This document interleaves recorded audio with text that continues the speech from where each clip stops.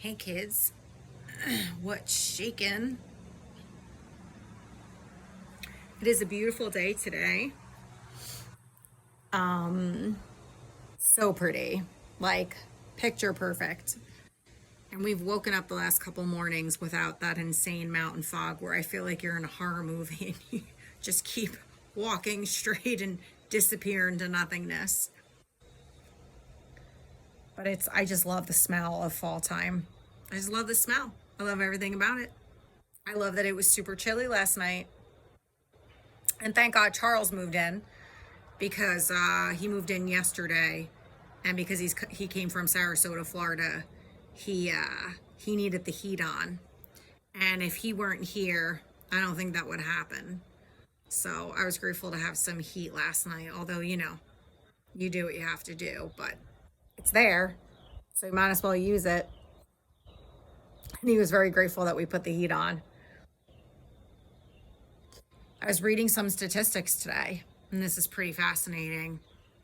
So 50% of men are not having sex right now because apparently men are getting really fed up with the dating scene as much as women. I mean, I've talked about this a bunch of times.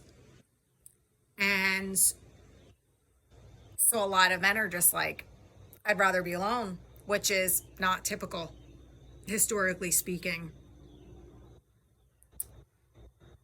And I'm not sure if that's a healthy thing because people can get very aggressive when they are in a deep state of celibacy. I'd mentioned something about an angry vagina in another video. That's actually a real thing. You can look it up.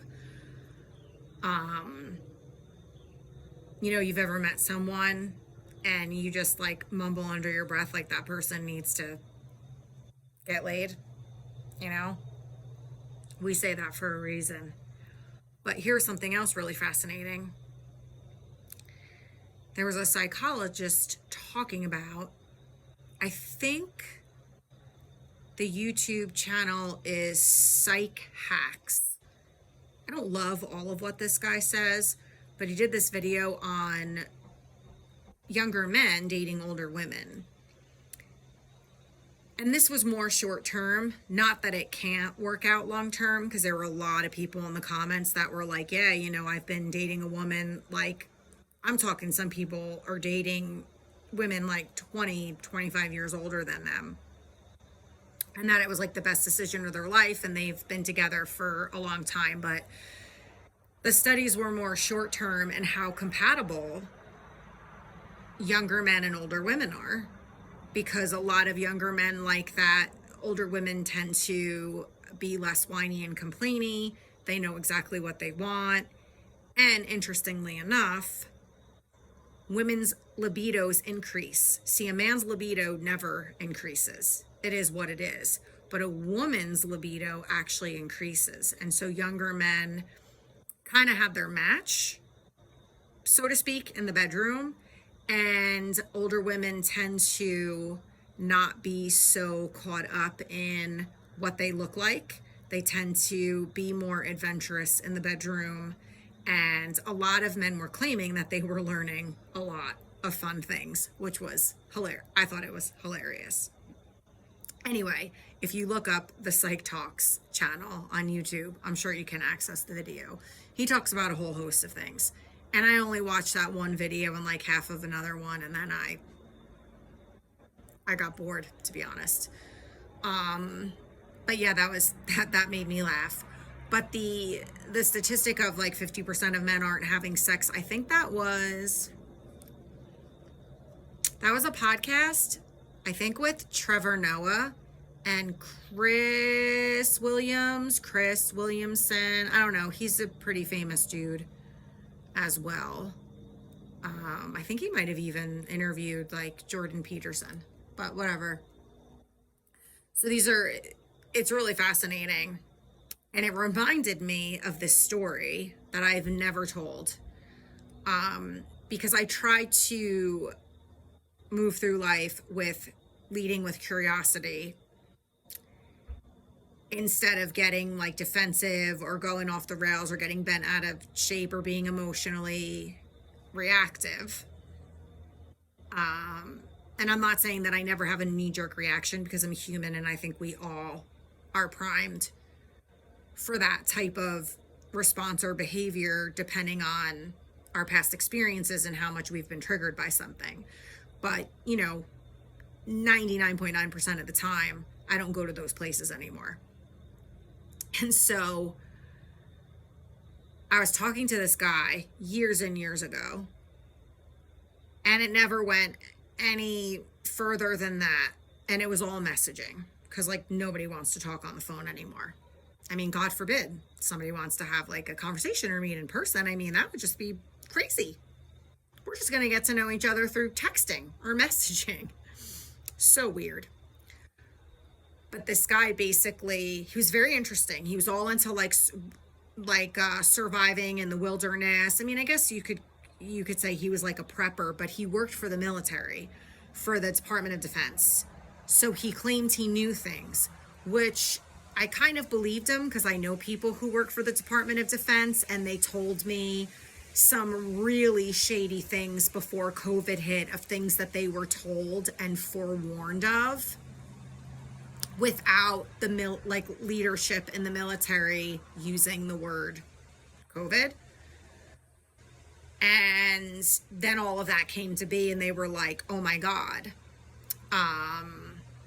Like pretty big things, like this is all top secret, don't tell anybody, but tell your family to get prepared, and you better have X, Y, and Z. Like they were basically told to prepare, and a couple months before it hit.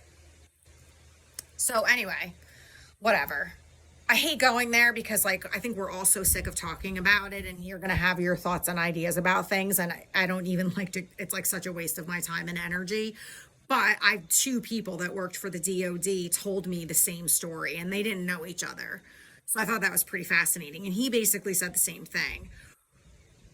But he was like intending to go live off grid or whatever. And I was like, well, then why are you like looking to date? And he got really deep into like the postmodern feminist movement, and he was asking me a lot of questions. And he's like, you are like the first woman that I've met that has actually entertained me, led with curiosity, asked me questions, had a conversation. Because what he was saying wasn't completely wrong. And one of the things that he said to me that all my friends were like, I would have never talked to him again. And I was like, but this is what women are doing. And this is what women need to take responsibility for. And this is what these younger girls need to wake up to very quickly, because they're really frigging up the dating scene for everybody.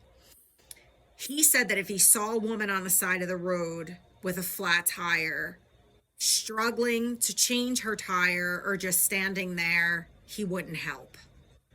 And his attitude is, you can do everything that a man can do. And he was so exhausted by getting yelled at for opening a car door or opening a door, or even just complimenting a woman, and that woman just deciding that, that was like so sexist. Because this is like the crazy world that we're living in, right? Like, God forbid you say to a woman, you're beautiful. And somehow now it's like getting twisted and turned. And I understood what he was saying. I understood it. And I had an interesting thing happen to me down the Jersey Shore, which is so shocking. It was pouring rain. I mean, pouring rain.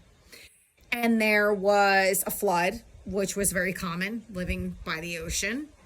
So the water was up to our knees, and I had a pothole, and it was actually like I could have literally sued the town if I wanted to.